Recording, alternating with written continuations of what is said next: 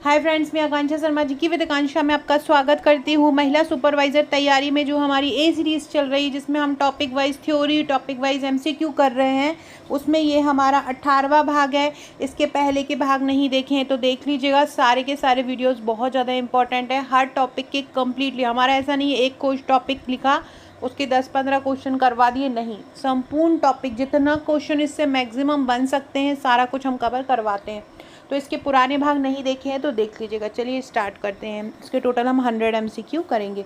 खसरा, सबसे पहले ये फेस देख लीजिए ये बच्चे का। ये इस तरह से खसरा हो जाता है। ये स्टार्ट होता है चकते से, स्टार्ट होता है लाल लाल चकते से, गले से ये स्टार्ट होते हैं और धीरे धीरे ये पूरे शरीर पर फैल जाते हैं। तो इस प्रकार से खसरा में होता है। अब हम इसके क्वेश्चन लगाते हैं। सबसे पहला है कि खसरा जो रोग होता है उसमें कौन कौन सा अंग प्रभावित होता है। त्वचा व तंत्रिका तंत्र, त्वचा और श्वसन तंत्र, यकृत और रक्त।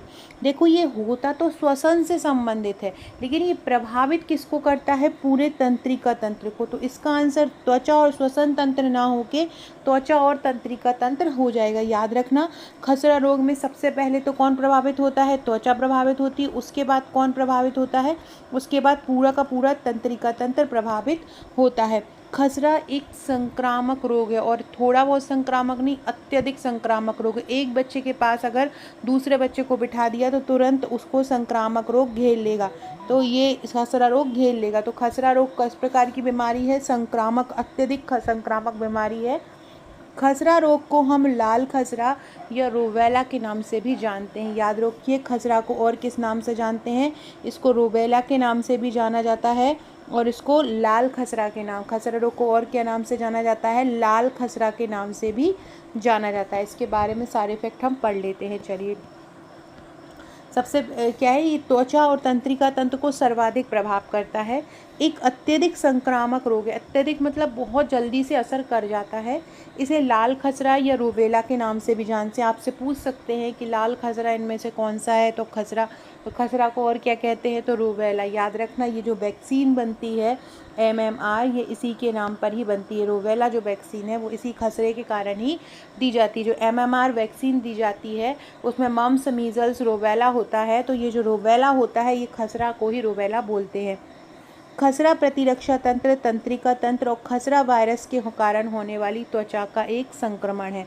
खसरा मुख्य रूप से 5 साल के कम उम्र के बच्चों को संक्रमित करता है। ये भी एक क्वेश्चन आपसे पूछेंगे, ये भी एक क्वेश्चन आपका बन जाएगा कि खसरा किस उम्र के बच्चों को सबसे ज़्यादा प्रभावित करता है। तो खसरा 5 साल से कम उम्र के बच्चों को सबसे ज़्यादा प्रभावित करता है। याद रखना, खसरा मुख्य रूप से किस उम्र के बच्चों को प्रभावित करता है? तो 5 साल से जो बच्चे कम उम्र के होते हैं, खसरा उनको सबसे ज़्यादा प्रभावित करता है। जैसे ही जो रक्त होता है, जैसे हमारा जो रक्त है शरीर में घूम रहा है, अब ये जो खसरे का वायरस अगर हमारे शरीर के अंदर पहुंच गया तो ये त्वचा, तो रक्त के माध्यम से त्वचा पर आक्रमण करेगा, केंद्रीय तंत्रिका तंत्र पर आक्रमण करेगा और प्लीहा जैसे विभिन्न अंगों तक ये पहुंच जाता है। खसरा का जो वायरस होता है त्वचा में केशिका सूजन का कारण बनता है। ये भी पूछे सकते हैं कि खसरा का लक्षण क्या होता है। तो खसरे के कारण क्या होता है? सूजन भी है। बुखार तो आता ही आता है, साथ में सूजन भी आ जाती है। बच्चे को जहाँ पे चकते हो रहे हैं, गले में, पीठ में, गाल में, तो वहाँ पे एक सूजन सी भी आ जाती है। तो याद रखना, खसरा वायरस में त्वचा पे सूजन आती है। प्रत्येक 1000 लोगों में प्रत्येक 1000 लोगों में एक बार, मतलब 1000 लोगों में से एक व्यक्ति ऐसा होता है खसरे का, जिसका जो खसरा होता है ना वो मस्तिष्क पर चढ़ जाता है। और अगर ये खसरे का वायरस अगर मस्तिष्क पर चढ़ जाता है तो मस्तिष्क में सूजन आ जाती है, जिसके कारण बहुत ज़्यादा घातक होती है और बच्चे की मौत भी हो जाती है। तो ये याद रखिएगा। अगला है, खसरा किसके कारण होता है? तो अभी मैंने आपको बताया था, जो रूबेला विषाणु है खसरा उसके कारण होता है। पैरामाइक्सो जो विषाणु, जो मम्स होता है, मम्स जिसको गलखंड भी बोलते हैं, गलकंड भी जिसको बोला जाता है, वो पैरामाइक्सो विषाणु के कारण होता है। बेरियोला विषाणु, ये जो होती हैं ये चेचक होता है, छोटी और बड़ी माता, उसके कारण वेरियोला विषाणु छोटी माता और वेरियोला जोस्टर विषाणु बड़ी माता, ये चेचक के इन विषाणु के कारण चेचक होता है। खसरा किसके कारण होता है? रूबेला विषाणु का। मम्स किसके कारण होता है? पैरामाइक्सो विषाणु के कारण। पैरामाइक्सो विषाणु किस पे अटैक करता है? एक मम्स गले में, यहाँ पे एक पैरोटिड ग्रंथि पाई जाती है। कौन सी ग्रंथि? पैरोटिड।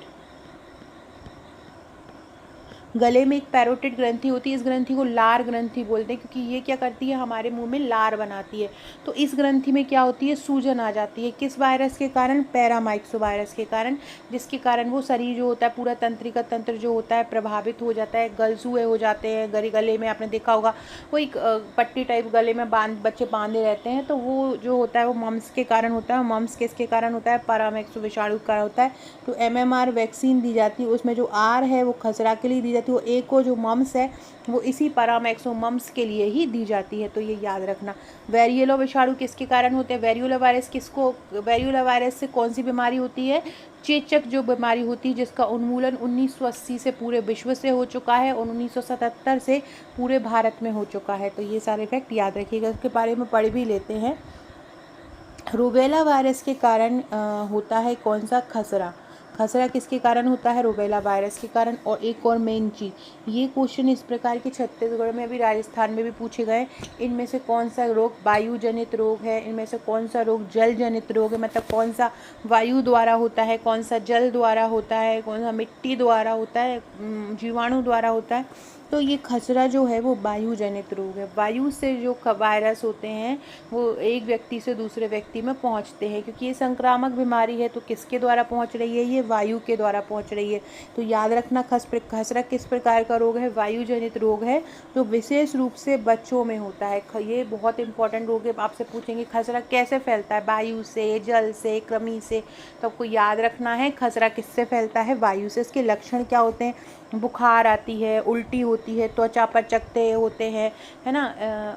ये जो सारी चीज़ें होती हैं ये खसरा में होती है। रोकथाम क्या है, इसको जो रोगी है उसको पूरी तरह से केयर की ज़रूरत होती है, पूरी तरह आराम चाहिए रहता है।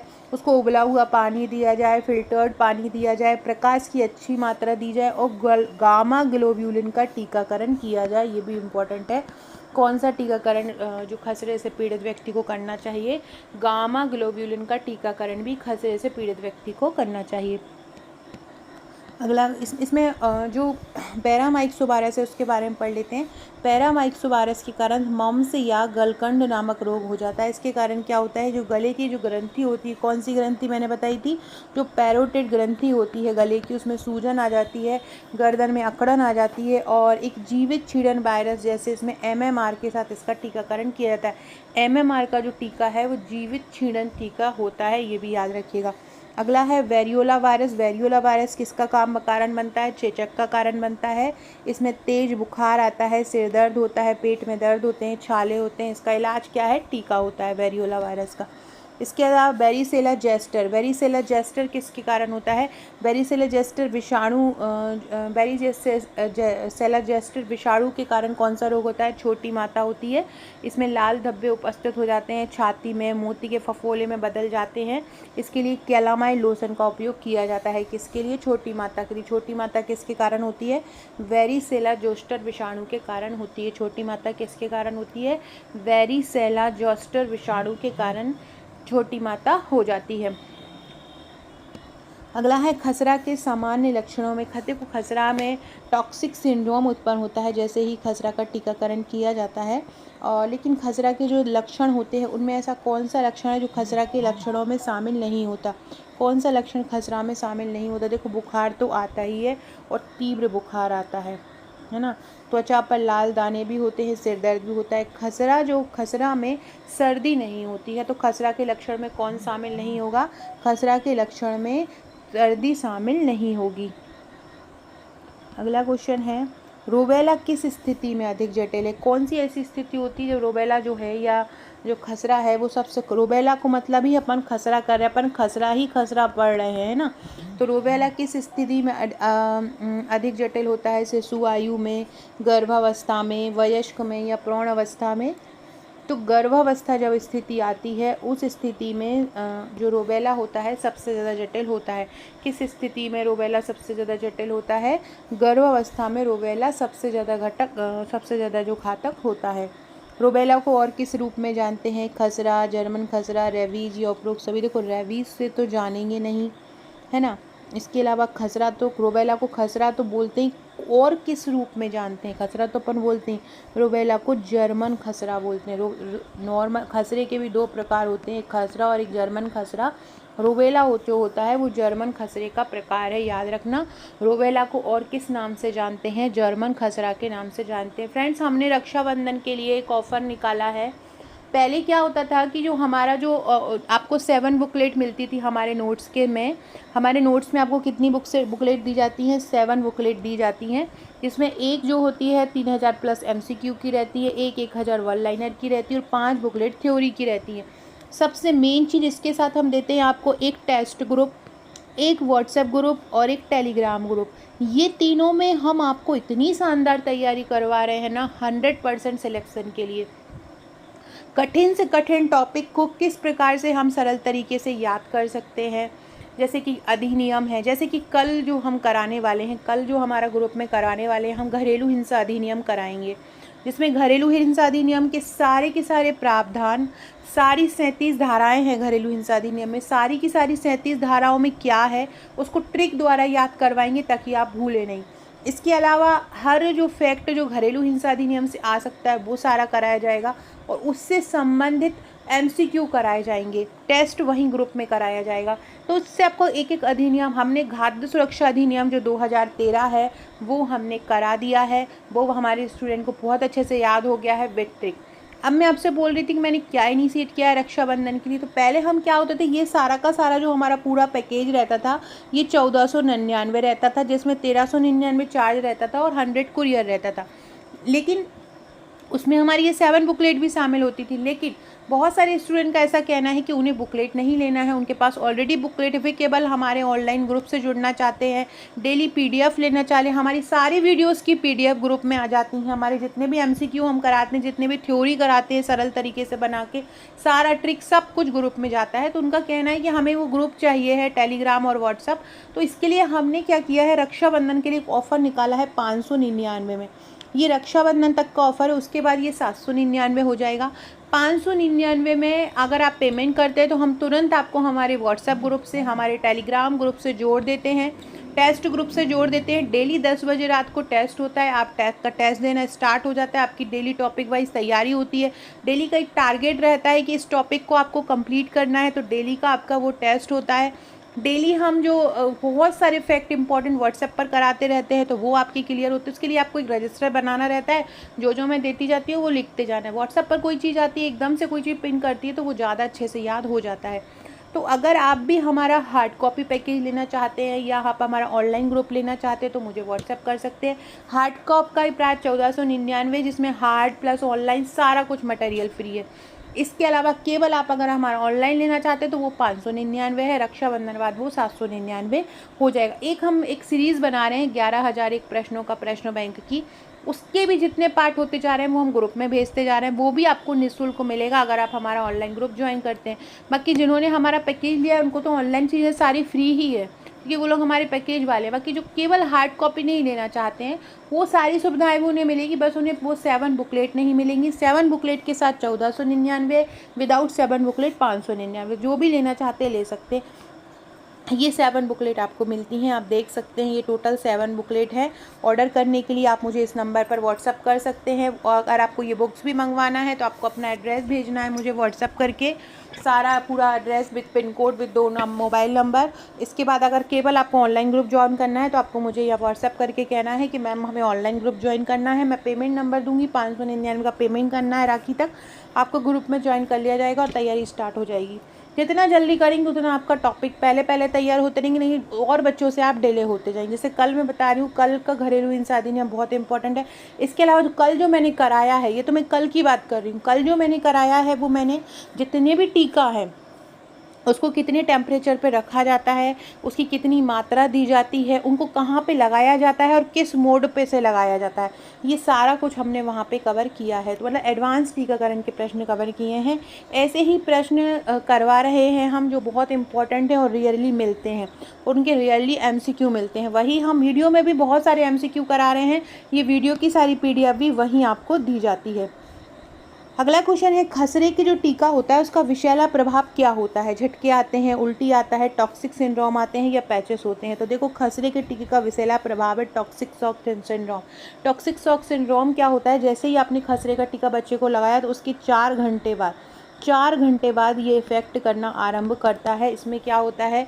बुखार आता है, जी मतलाता है, वोमिट करने का मन करता है बच्चे को, है ना, ऐसा हल्का हरारत सी बुखार आता है।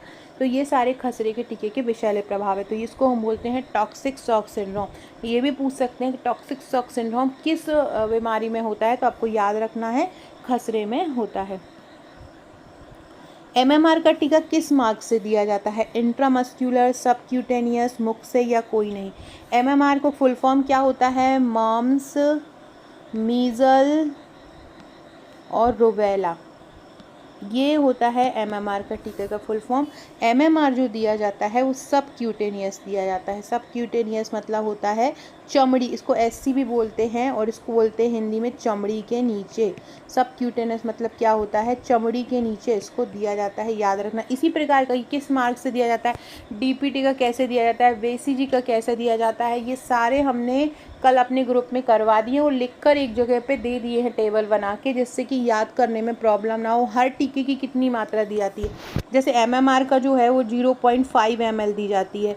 बीसीजी की मात्रा की अगर बात की जाए तो पहली बार अगर दे रहे हैं तो 0.05 ml दी जाती है।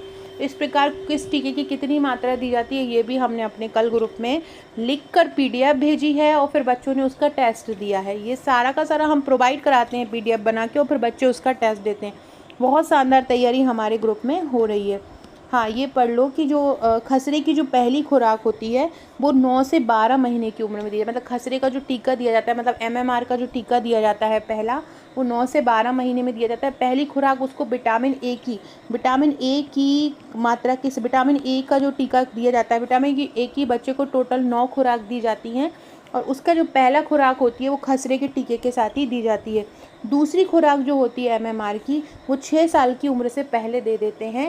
मतलब पहले टीके के बाद उसमें लगभग 4 सप्ताह का अंतर होना चाहिए, उसके बाद वो खसरे की दूसरी खुराक दे देते हैं। एमएमआर टीके की शुरुआत भारत में कब हुई थी? 1999 में हुई थी, एक सिंगल डोज के रूप में। वैसे पूरे विश्व में की बात करें तो विश्व में 1960 में हो गई थी, लेकिन अगर भारत की बात करें तो भारत में 1999 में एमएमआर की शुरुआत हुई थी। खसरे की टीके की कितनी मात्रा दी जाती है? 0.05 ml ये दी जाती है बीसीजी में। 0.5 ml मात्रा दी जाती है खसरे के टीके की या एमएमआर टीके की कितनी मात्रा दी जाती है? 0.5 ml मात्रा दी जाती है खसरे के टीके की, याद रखना। से वो क्या बोलते हैं? एमएमआर टीका कहते हैं। ये क्वेश्चन भी पूछा जाता है कि खसरे की टीके की ऊष्मायन अवधि का, मतलब खसरे का टीका जो पूरी तरह से पनपने में, पूरी तरह से बनने में और उसको पूरा समय कितना लगता है? तो 10 से 14 दिन उसकी ऊष्मायन अवधि होती है। इसके एमसीक्यू भी लगा रहे हैं हम अभी। इसकी ऊष्मायन अवधि कितनी होती है? 10 से 14 दिन होती है। खसरे के विषाणु को पहली बार 1954 में नोबेल पुरस्कार विजेता जॉन एफ एंडर्स और थॉमस पीवल्स द्वारा पृथक किया था। किसने? थॉमस पीवल्स ने और एंडर्स ने, याद रखना, एंडर्स और पीवल्स ने इसको पृथक किया था। किसने? एंडर्स और पीवल्स ने खसरे के टीके को पृथक किया था। कब किया था? 1954 में। ऊष्मायन अवधि खसरे के टीके की कितनी है? 10 से 14 दिन है। खसरे का सबसे पहला लक्षण क्या हो? सबसे पहले देखो, चकत्ते बाद में आते हैं, उसके पहले आता है बुखार, उसके बाद में आते हैं दूसरे नंबर पर दाने। सबसे पहले खसरे के लक्षण क्या होता है? सबसे पहले उसमें बुखार आता है। खसरे के वायरस का संक्रमण इनमें से किसके द्वारा फैलता है? अभी हमने पढ़ा है कि हवा के माध्यम से फैलता है। खसरे के वायु के माध्यम से या हवा के माध्यम से इसमें फैलता है। खसरा के इलाज में किसका उपयोग किया जाता है? एंटीबायोटिक्स, एंटीवायरल, वैक्सीनेशन या सर्जरी? तो इसमें वैक्सीनेशन, एमएमआर की जो दी जाती है, एमएमआर का टीकाकरण दिया जाता है। 9 से 12 महीने में पहला डोज दिया जाता है। 0.5 ml इसकी मात्रा दी जाती है और ये सब क्यूटेनियस मतलब त्वचा की चमड़ी के नीचे ये दिया जाता है। अगला है, खसरे की रोकथाम के लिए कौन सी वैक्सीन दी जाती है? अभी मैंने आपको बताया, एमएमआर, मीजल्स, मम्स और रूबेला जिसका फुल फॉर्म है, वो खसरे के लिए दी जाती है। अगला है, खसरे के दानों का सामान्य स्थान क्या है? चेहरे और गर्दन, हाथ और पैर, पेट और छाती या पीठ और कमर? तो खसरे के जो टीका है उसका जो सामान्य स्थान है, जो सबसे ज़्यादा जहाँ पर होते हैं, वो चेहरे और गर्दन पर होते हैं। अगला है खसरे का एक प्रमुख जटिलता कौन सी हो सकती है? निमोनिया, यकृत रोग, मधुमेह या किडनी पत्थर। खसरे में एक ऐसी कौन सी जटिलता है जो सामान्यतः देखी जा सकती है या जो सामान्यतः हो सकती है? तो खसरे में निमोनिया हो सकता है। क्या हो सकता है? खसरे में निमोनिया होता है। फ्रेंड कमेंट करके अब आप मुझे बताएंगे कि ये जो निमोनिया है, निमोनिया के लिए कौन सी वैक्सीन दी जाती है? ये आप लोग मुझे कमेंट करके बताएंगे निमोनिया में कौन सी वैक्सीन। अगर आपको मेरे वीडियोस पसंद आते हैं तो मुझे कमेंट ज़रूर कीजिएगा कि आपको कौन सी वैक्सीन जो होती है वो दी जाती है। खसरे के विषाणु जो होता है, खसरे का अगर रोग हो जाता है तो MMR दी जाती है, और अगर निमोनिया हो जाता है तो कौन सी वैक्सीन दी जाती है। ये आप लोग मुझे कमेंट करके आंसर देंगे कि अगर निमोनिया हो जाएगा तो कौन सी वैक्सीन दी जाएगी। ये आप लोग मुझे कमेंट करके बताएंगे। अगला क्वेश्चन है, खसरे के संक्रमण के दौरान एक सामान्य लक्षण कौन सा होता है?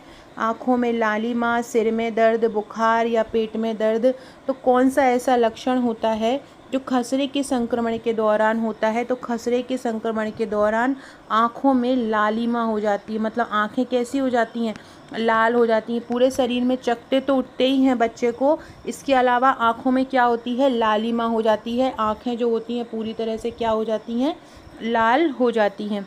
अगला है, खसरे के इलाज के लिए आमतौर पर क्या सलाह दी जाती है?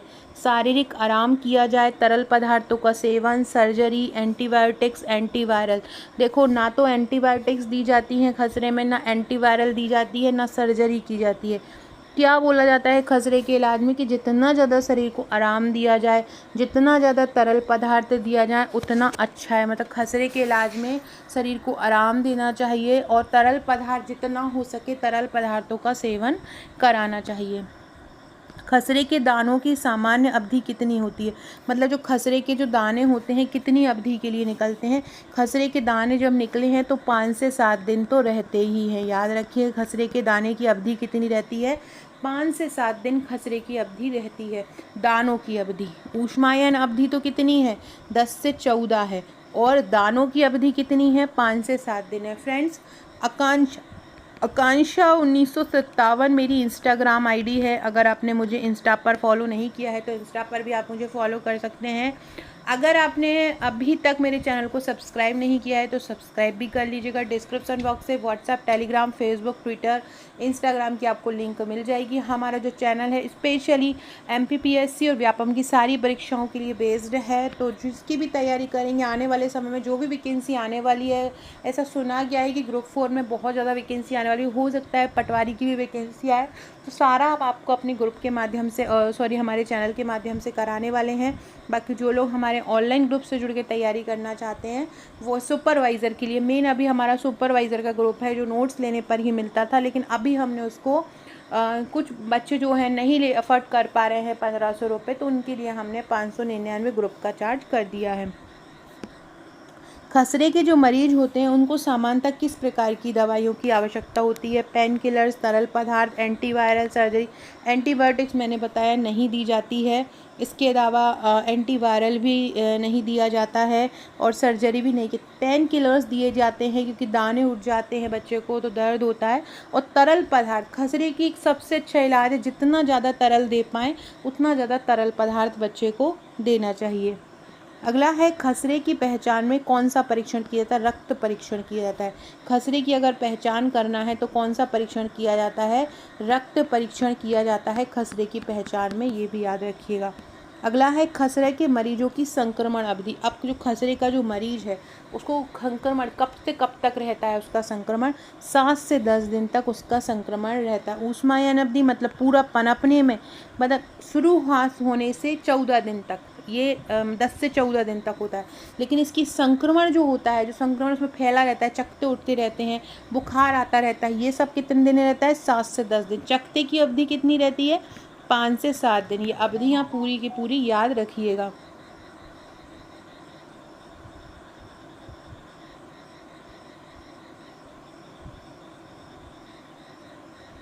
अगला क्वेश्चन है, खसरे का एक प्रमुख संकेत क्या हो सकता है? कॉप्लिक स्पॉट, पीलिया, जोड़ों में दर्द, मांसपेशी। देखो खसरे का एक प्रमुख जो आमतौर पर संक्रमण है वो क्या हो सकता है, कभी कभी जो स्किन होती है उस पर सफ़ेद से दाने भी आ जाते हैं, सफ़ेद से चकत्ते भी पड़ जाते हैं, उसको हम बोलते हैं कॉप्लिक स्पॉट्स। ये भी खसरे का एक नॉर्मल लक्षण है। क्या हो जाता है, एक दाने पड़ जाते हैं सफ़ेद सफ़ेद से, जिनको हम कॉप्लिक स्पॉट्स भी बोलते हैं। खसरे से संबंधित कौन सा परीक्षण दानों की पहचान के लिए होता है, इसको हम बोलते हैं आईजीएम एंटीबॉडी परीक्षण। दानों की पहचान के लिए कि ये दाने किस प्रकार के हैं, इसके लिए कौन सा होता है, आईजीएम एंटीबॉडी परीक्षण। खसरे से संबंधित ये बीमारी होती है उसका परीक्षण करने के लिए, दानों का परीक्षण करने के लिए आईजीएम एंटीबॉडी परीक्षण होता है। अगला है, खसरे के संक्रमण के बाद कितने समय तक व्यक्ति संक्रामक रहता है। 10 दिन तक। मिनिमम कितने दिन तक, 10 दिन तक व्यक्ति जो होता है वो संक्रामक रहता है, या इसको 10 से 14 दिन भी बोल सकते हैं। इसकी संक्रमण अवधि अगर बोलेंगे तो 10 से 14 दिन, और संक्रामक रहता है 10 दिन। खसरे के दानों का एक सामान्य स्थान क्या होता है, हाथ, पैर, चेहरा या पीठ। तो मतलब एक समान स्थान होता है। चेहरा मतलब सबसे ज़्यादा किस पर इफ़ेक्ट करता है, ये सबसे ज़्यादा चेहरे पर इफ़ेक्ट करता है, तो ये इसका सामान्य स्थान होता है। खसरे की लक्षणों की शुरुआत से पहले किस प्रकार की स्थिति देखी जाती है, अभी मैंने बताया हल्का बुखार। खसरे के इलाज में कौन सी दवा का उपयोग नहीं किया जाता है, तो देखो एंटीवायरल, एंटीबायोटिक्स ये दोनों का ही नहीं किया जाता है। लेकिन अगर इनमें यहाँ पे दिया है कि कौन सा नहीं किया जाता है, तो वैसे तो एंटीवायरल भी नहीं कहते, क्योंकि वायरस के लिए हम इसको एंटीवायरल दे सकते हैं, लेकिन एंटीबायोटिक्स जो होती है, जो जैविक प्रतिजैविक जो औषधि रहती है, वो खसरा के इलाज में नहीं दी जाती। सबसे अच्छा इलाज होता है इसका वैक्सीनेशन, जिसको हम क्या बोलते हैं, एमएमआर बोलते हैं। खसरे की वैक्सीन की पहली खुराक कब से दी जाती है, 12 से 15 महीने। 12 से 15 महीने में दी जाती है। जनरली अभी इसको 9 से 12 महीने, अगर इसमें ऑप्शन आता है 9 से 12 महीने, तो 9 से 12 महीने आंसर होता है। लेकिन इसमें अगर 9 से 12 ऑप्शन नहीं आया है तो 12 से 15 महीने की उम्र इसका आंसर आ जाएगा। खसरे के वायरस का संक्रमण किस शरीर को सबसे अधिक प्रभावित करता है, तो ये श्वसन तंत्र को। देखो यहाँ पर क्या आपका तंत्रिका तंत्र है, नहीं है। अगर ये तंत्रिका तंत्र होता तो अपन तंत्रिका तंत्र लगाते, लेकिन यहाँ पे अगर तंत्रिका तंत्र नहीं है तो ये किसको प्रभावित करता है, श्वसन तंत्र को सबसे ज़्यादा प्रभावित करता है। खसरे की जटिलताओं में कौन शामिल हो सकता है, ब्रोंकाइटिस, गठिया, उच्च रक्तचाप या मधुमेह। तो ब्रोंकाइटिस हो सकता है खसरे की जटिलताओं में। कौन शामिल हो सकता है खसरे की जटिलता में, ब्रोंकाइटिस खसरे की जटिलता में शामिल हो सकता है। अगला है, खसरे के मरीजों को कंबल के इस्तेमाल से क्या लाभ होता है। खसरे के मरीजों को कंबल अगर उड़ा दो तो उनका तापमान जो शरीर का बढ़ रहा है वो क्या हो जाएगा, नियंत्रित हो जाएगा। खसरे के वायरस की खोज किस प्रकार किस वर्ष की गई थी, मैंने बताया कि विश्व में अगर खोज की गई तो 1960 में, और हमारे भारत में जो खोज की गई, पहला टीका जो बना था वो 1999 में बना था, और भारत में कब बना था, 1960 में बना था। खसरे के लक्षण आमतौर पर किस प्रकार की समयावधि में दिखाई देते हैं, 10 से 14 दिन इनकी होती है। ऊष्मायन अवधि इसी में ही दिखाई देते हैं। खसरे के संक्रमण के दौरान एक कॉप्लिक स्पॉट दिखाई देते हैं। मैंने बताया जो वाइट स्पॉट होते हैं वो कहाँ पे दिखते हैं, गले, चेहरे, हाथों या पैरों पर। तो जो कॉप्लिक स्पॉट्स होते हैं वो गले के अंदर दिखते हैं। कॉप्लिक स्पॉट कहाँ दिखते हैं, गले के अंदर दिखते हैं। खसरे के मरीजों के लिए किस प्रकार की चिकित्सा प्रबंधन की जाती है, तो सबसे ज़्यादा जो ज़रूरत है वो होती है सपोर्टिव केयर। सबसे ज़्यादा एक मरीज को ज़रूरत होती है केयर की, सपोर्ट की ज़रूरत होती। खसरे के वायरस के खसरा का वायरस संक्रमण अगर हो गया तो उसके जो दाने होते हैं वो कैसे विकसित हो जाते हैं शरीर पर, पहले चेहरे पर, फिर शरीर के अन्य हिस्सों पर, पहले हाथों पर, फिर चेहरे पर, पहले पैरों पर, फिर शरीर पर, पहले पेट पर या फिर पीठ पर। सबसे पहले चेहरे पर होते हैं, उसके बाद शरीर के अन्य हिस्सों में फैलते हैं। ये मैंने सबसे पहले ही आपको बताया था। खसरे की वैक्सीन के बाद साइड इफ़ेक्ट क्या होता है, टॉक्सिक सिंड्रोम होता है, जिसमें सबसे मेन क्या होता है, बुखार होता है टॉक्सिक सिंड्रोम में। खसरे के सामान्य उपचार में कौन शामिल होता है, देखो जितना ज़्यादा तरल पदार्थ दिया जाएगा, जितना ज़्यादा आराम दिया जाएगा, उतना ही ज़्यादा खसरा जो होता है वो सही हो जाता है। खसरे के संक्रमण के दौरान कैसे दाने दिखाई देते हैं, तो लाल और छोटे दाने खसरे के संक्रमण के दौरान दिखाई देते हैं। खसरे के संपर्क में आने के बाद कितने समय में लक्षण दिखाई देते हैं, 7 से 14 दिन। खसरे के संक्रमण के लिए कौन सा परीक्षण सबसे आम होता है?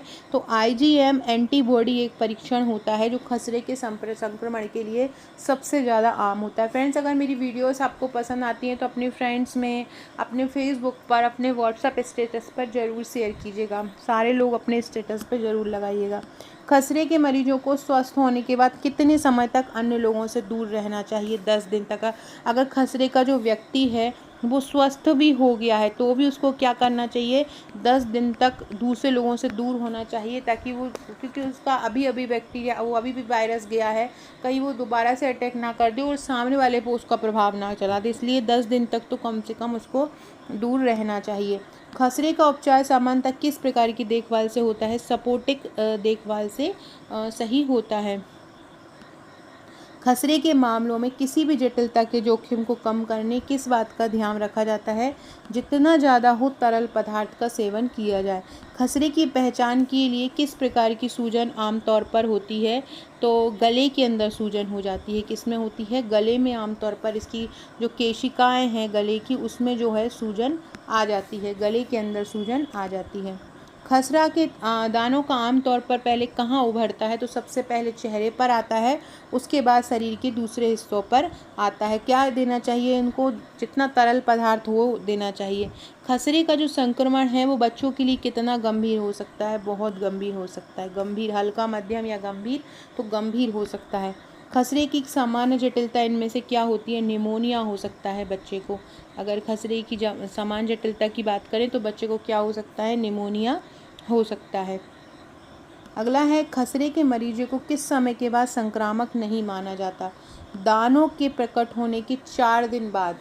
दाने के प्रकट होने के 4 दिन बाद उसको संक्रामक नहीं माना जाएगा।